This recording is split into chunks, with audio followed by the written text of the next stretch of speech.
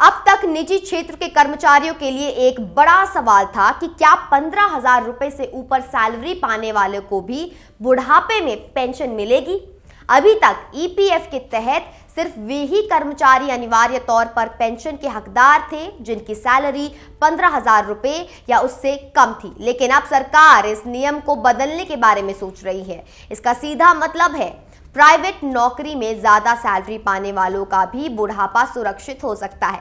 वित्तीय सेवा विभाग के सचिव एम नागराजू ने इस मुद्दे पर चिंता जताई है। उनका कहना है कि ये सही नहीं है कि ज्यादा कमाने वाले कर्मचारियों को पेंशन न मिले, जिससे वे बुढ़ापे में सिर्फ बच्चों पर निर्भर रहते हैं। अभी तक ईपीएफओ के नियम के तहत 15,000 रुपए महीना या उससे कम कमाने वाले कर्मचारियों के लिए ईपीएफ और ईपीएस यानी कर्मचारी पेंशन स्कीम जरूरी है।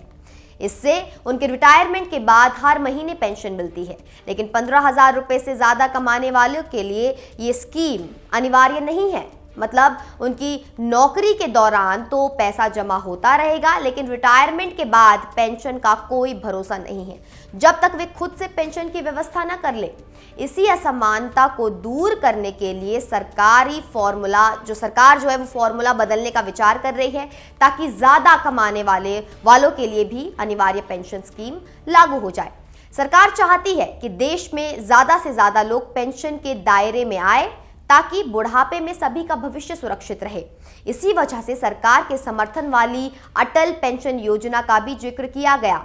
अटल पेंशन योजना का फायदा अब तक 8.3 करोड़ लोग उठा चुके हैं, जिनमें महिलाएं भी बड़ी संख्या में शामिल हैं। सरकार प्रयासरत है कि असंगठित क्षेत्र के कर्मचारियों को भी सामाजिक सुरक्षा मिले। बीमा नियामक इरादा के सदस्य का कहना है कि देश के 2/3 लोगों के पास आज भी जीवन बीमा नहीं है। खासकर दूर दराज के इलाकों में बीमा उत्पादों की पहुंच बहुत कम है।